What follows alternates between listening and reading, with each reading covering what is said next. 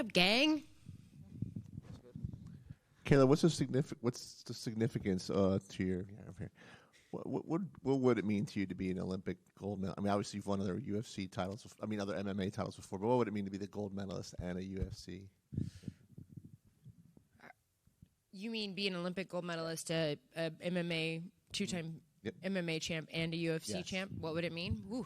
I mean, it's a testament, I think, to my character, my grit, my determination.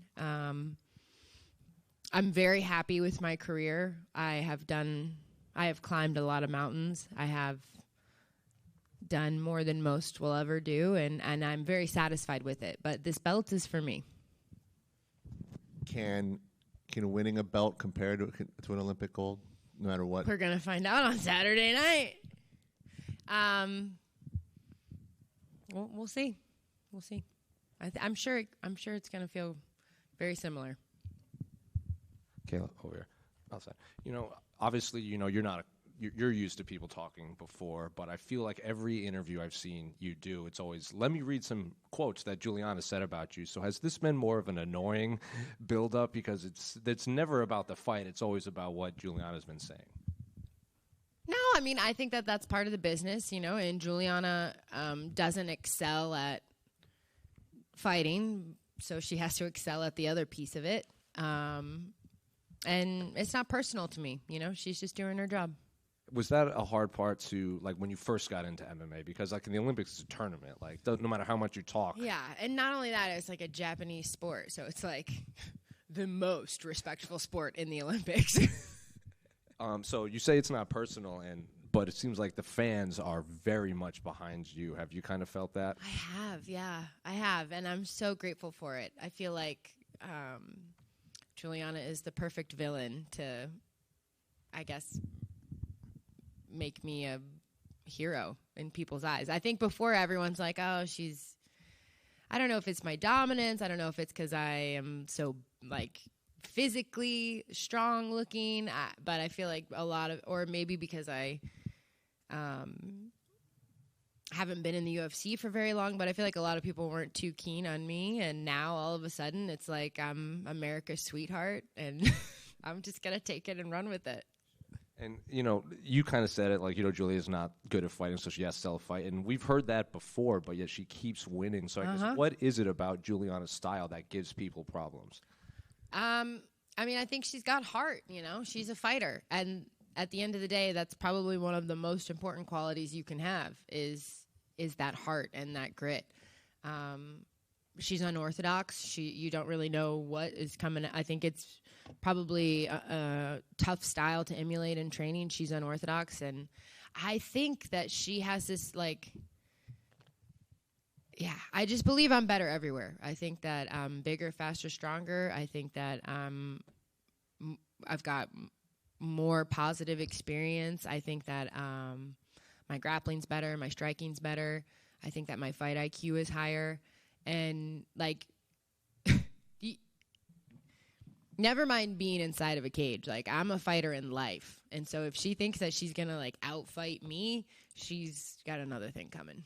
Well, the countdown, they did this the part where she brought in Max Snyder to train with her. Is that just the countdown, kind of latching on to something, or is that something that smart thing she's training with him? I mean, do you think that you could learn to paint like Picasso in 6 weeks or 8 weeks or 12 weeks? No. Do you think that you could be Scorsese in 12? Good luck.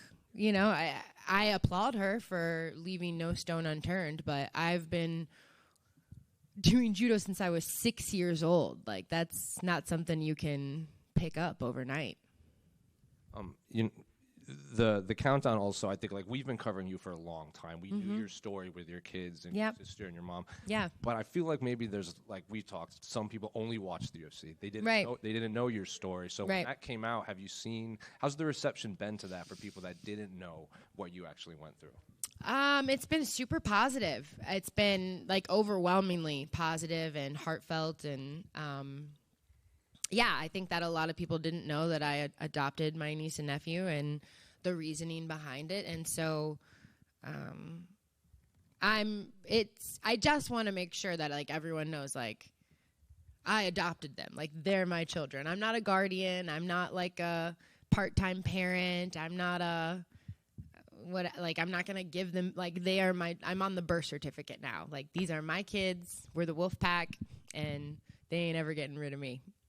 And just last one for me, unrelated to your fight, because I think you're one of the few that could probably answer this, but LeBron James just did a podcast, and he was talking about starting kids in a sport, and that's all they do from, like, 5 on, will lead to burnout real quick, and kids will constantly quit. You know, you brought up you've been doing judo since you were 6, so I guess, and now that as a mother with young kids, just how realistic is that? Is what he's No, I think he's spot on. I mean, in our society today, you look at, like, I mean, I really blame the parents. We have all these helicopter, like, psycho parents who think that their kid's going to be the next Tiger Woods or the next Simone Biles or the next LeBron James, and so they make them go to gymnastics practice every day, or the next Serena, like tennis. And like when we were kids, yeah, I did judo and I specialized at I mean, I'm sure there are outliers, but we didn't play organized sports. We just played outside. Like, hey, you want to go play basketball with your friends? Hey, like, we're gonna go play jump on the trampoline or play a pickup game of flag football, or like whatever it is. No, I'm super against specializing for kids. I mean, even like up to high school, I would like argue like play everything. It's better for your body. It's better for your mind, better for your family dynamics. That's what LeBron was saying. He played football and ran track just to stop thinking about basketball. Yeah. I mean, you can't like, their brain is literally still developing. Are we going to put this kind of pressure on a child to be? And yeah, don't get me started. My daughter played softball this year, and like, this is her first time playing. So obviously she's not great. Like and the parents, I was like, I'm gonna end up getting in a fist fight at a softball game. Like I gotta take a lap and cool off.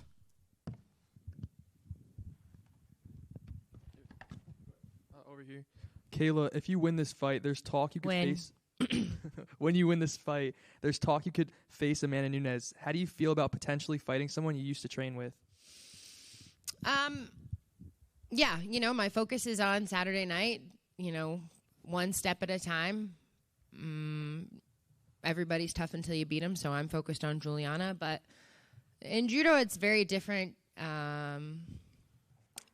culture and mentality. Like you end up competing against the same girls over and over and over and over again, and you go to a tournament, and then you have a 3-day training camp with all of the girls you just competed with, and then you go to another tournament and you have a training camp. Like, so I used to fight my friends or compete against my friends all the time, and it's not personal, it's just business. Yeah. Julianna has actually been very confident in her pre-fight talk. Do you think that's genuine self-belief, or is she just trying to get in your head? I mean, I think she's got to do what she's got to do to pump herself up for this fight, Like, she's throwing a lot of spaghetti at the wall. She's all over the place, so God bless her. Thank you. Kayla right here. You were a finalist for the Team USA 2025 Hall of Fame class. Despite not getting in, how much of an honor is it to just be up there with some of the greatest athletes in the world? Yeah, I mean, that's... I feel like I am very... God gave me these talents, right, and these gifts, and to give anything less than my best is to sacrifice the gift. So for me, it's an honor and it's a privilege, and to see the fruits of my labor being showcased is great, but it all comes from God, so... You said that growing up, you were always craving recognition and approval from other people. What finally changed in your life that really led you down the path you're on now? Is it finding God? I mean, definitely my faith. I'm sure that most of you know I had a very troubled childhood. I was sexually abused by my first coach, and so I spent a lot of time feeling unworthy, and my biological father was also not present in my life. And so, I didn't have this belief that I was loved unconditionally, and my faith absolutely in God, and that there is, someone who's for me, not against me, has been huge. And also God sending me my kids, like they have taught me that there's so much more to life than gold medals and trophies, and like all of that stuff sits in my, everyone always like, oh, where's your Olympic gold medals? I'm like, they're in my sock drawer collecting dust. Like nobody cares. My kids sure as shit don't care. Like they care that I come home. They care that I'm mom. They care that I play, Nerf gun wars with them, or that I've let them have ice cream. Like that's what it's all about. And so that has given me a new peace and a new understanding and a new freedom, which makes me honestly a better fighter. Yeah, shout out to all the single moms out there. That's right. Shout out to the single moms. Let's go. Kayla, right over here. I remember last fight week in Salt Lake City, Julianna was speaking about the way that Raquel would have actually represented this division. Mm-hmm. And being the fact that you're the challenger this week, what do you feel, or how do you feel about the way that Julianna represents this division? I feel nothing. I focus on myself. I focus on how I carry myself, what I can do. I try not to throw stones from a glass house. Nobody's perfect. We're all doing the best we can, but there's going to be a new face of women's MMA very soon. And speaking about the trash talk, I know we've been talking about that kind of all day now, but for you, there was a lot of trash talk that you had to get through to get to the actual fight. Do you think this may have been the most trash talk you ever had to deal with, and how did it kind of affect you throughout the past couple weeks or months? I mean, I think hands down, this is the most trash talk. I don't need, like, the talk itself is trashy. I don't know if it's good trash talk, but it's trashy. This is the most I've ever had to endure. Yeah. It's the worst trash talk I've ever had to endure, too. I'll tell you what. Like, if you, being a female, being in a male-dominant sport, like going to American Top Team, you think I don't hear shit all day, every day? I walk into the gym and they're starting to, so, like, but this is just poorly done, and I'm ready to fight. I'm done talking about it. I'm ready to fight. And last for me, I'm not sure how much this really matters to you, but when you get the job done on Saturday night, that would be 3 fights into your UFC career before you become, or when you become UFC champion. How does that sit with you? Because that's pretty remarkable itself. Yeah, it sits pretty damn good. I think it's 3 fights in the UFC, but this is a lifetime in the making. I've been on the mat since I was 6 years old. I have been doing 2-a-days since I was 12 years old. Like, that's 20-some years of training twice a day, every day, with the pursuit and the goal of being the best possible version of myself in mind. So it might only be 3 fights in the UFC, but this has been a lifelong journey, and I'm really excited. Thank you. Awesome. Thanks. Kayla over here. Yep. 2 years ago at the PFL World Championship, you told me discipline is the best form of self-love. Can you explain that to me and what that means to you and how that quote helps you live your life? Yes. Wow, I was wise 2 years ago. Listen to that. Damn. Just gym. Yeah, I think that in our world, especially in our society where we have everything at the click of a button on a phone, like we're dialed into everything. We have a lot of instant gratification. It's very easy to take the easy route. Like, I want it now. I want instant. But being disciplined, you're not always going to be motivated. Do you think that I wake up every day and I'm like, I can't wait to go train and then run 6 miles and then teach my kids and then eat like 2 calories and then go train again? Like, and of course not. I'm a human being, but I won't always be motivated. I can always be disciplined. And I know from the proof of my life that when I'm disciplined, I become better. Not just towards my goals, but as a human. I am forged in the fire. When I'm sitting in that sauna at 9 o'clock at night for an hour by myself, I am forged in that fire. And who I become is the best version that I've ever been of me. And that, again, that is my gift to God, that I squeeze the ever-living shit out of this life. I take all of my talents, I take all of it, and I make the absolute most of it. That's love. And another person that's been forged in the fire is your teammate, Dustin Poirier. He's retiring next month. He might actually be the fire. Could you share your favorite memory with the Diamond? There's so many. I mean, it's just like, it's who he is. It's who he is as a person. You know, I'll walk in. Those days when I'm unmotivated, I walk into the gym and Dustin Poirier says, "Get up, Kayla Harrison. You're right where you're supposed to be. You're exactly where you were meant to be. Like, you're doing what you're supposed, like, just like the positivity, the role model that he is, the philanthropist that he is, the father that he is, the teammate that he is. I was very fortunate and blessed to be at his fight against Max Holloway when he won the belt. And I was young in my MMA career, and I remember sitting there and watching him and being like, oh, I train with him. Like, he can do this, I can do this. And yeah, he's just an inspiring human being and someone I really look up to. Kayla, just back here, we obviously, you know, you've done it all. You've been multiple-time Olympic champion, made obviously massive money in the PFL before you were ever here, multiple-time world champion. What is it that keeps you going after Saturday night when you're the UFC champion? Well, I haven't found a husband yet, so no. Yeah, I mean, I have a dream inside of my heart. I want to see how high I can climb. I want to see how far I can push myself. And I don't feel like I'm done yet. I'll know. It's personal and it's a difficult decision, but I'll know. And I'm not there yet. I still have a lot of fire inside. I love this. You know, like, this is, I have spent a lifetime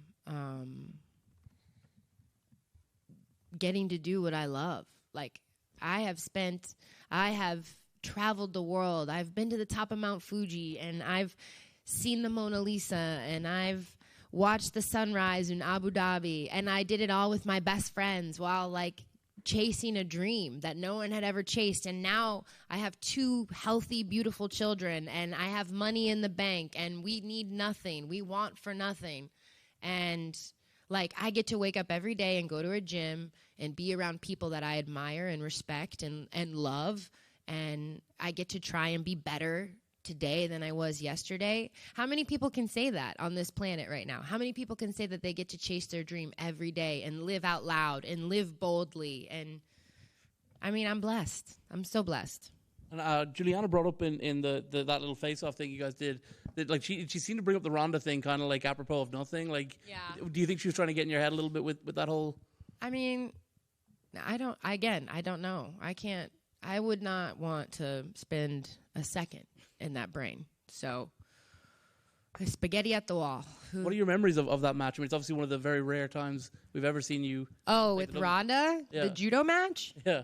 I mean, it was just so rare that you would ever not take the W. Yeah, I mean, I was 15. I was being sexually abused by my judo coach. Like, it was not the best time in my life. She beat me, but and I'm not taking anything away from Ronda. Like, Ronda had an amazing career, and I would not be here if it weren't for Ronda Rousey. So, like, I have nothing but gratitude for her and the glass ceilings that she shattered for women in this sport.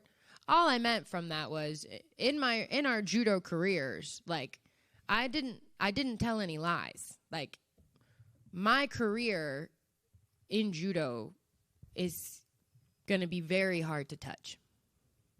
And in MMA as well, I'm sure. And then that's the goal. That's the goal. Kayla, right here. I know when we were down in Florida with you, you said, you know, the weight cut. When you met my emu? Yes, when we met the emu, Marshall Mathers. And you said you were ahead of schedule in terms of, like, the weight cut and everything. How do you feel sitting here right now, like 40 hours from being on the scale compared to the last 2 times? I feel great. You know, I think that I don't know if it's going to get easier as time goes on, but most importantly, my attitude is in the right place. My vibes are immaculate, as the kids say. Like, everyone around me is, bringing me up. And I have done hard things. I can do hard things, and I trust the process, and I trust my team, and I trust God, and everything I want is on the other side of that scale. And I think a lot of like the analysis, I guess, of this fight is like, will the recovery for you be going into fight night, and you'll be a force early in that fight. Julianna's tough. How does it go if it goes into the 4th and 5th rounds of a hard fight? What's your thoughts on, I guess, that analysis?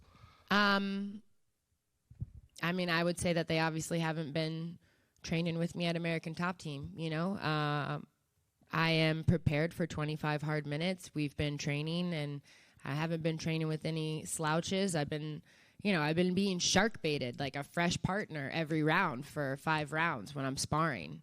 So I'm ready. I'm ready to show the world that.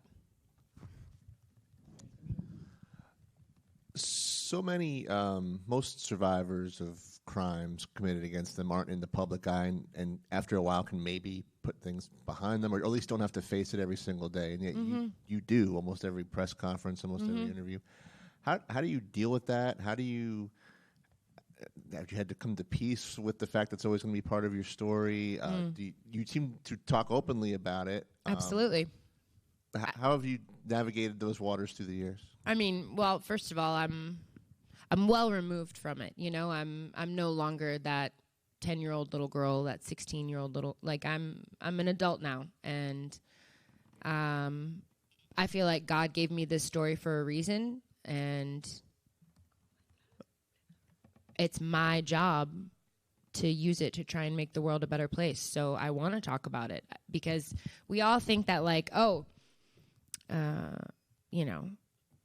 sexual abuse happens in like the Boy Scouts, but my son's not a Boy Scout, or it happens in the Catholic Church, but we're not Catholic, or gymnastics, but no, none of my kids do gymnastics. But 1 in 4 girls and 1 in 6 boys will be sexually assaulted by the time they're 18, and those are just the kids that say something, which means that really the statistics are probably much higher. And how do we stop that? We stop it by having a conversation. We stop it by looking it in the eye and putting a face to it and saying, okay, children are our most precious things. I want to help stop this. I want to help end this. And I encourage everyone to go to fearlessfoundation.org, learn more about it. I also wrote a book. It's not a memoir. It's not an educational, it's not a textbook. It's kind of a combination of both, where it uses my story, my journal entries, and it talks to you about what is grooming, why kids don't say something, what questions can I ask my kids if I think something like this is going on. And that is important to me. I don't ever want another little girl or little boy to feel alone, to feel dirty, to feel ashamed. There is hope. There is a shiny gold medal at the end of the tunnel. There is a UFC belt at the end of the tunnel, but you have to say something, and we have to keep talking about it. Thanks, guys.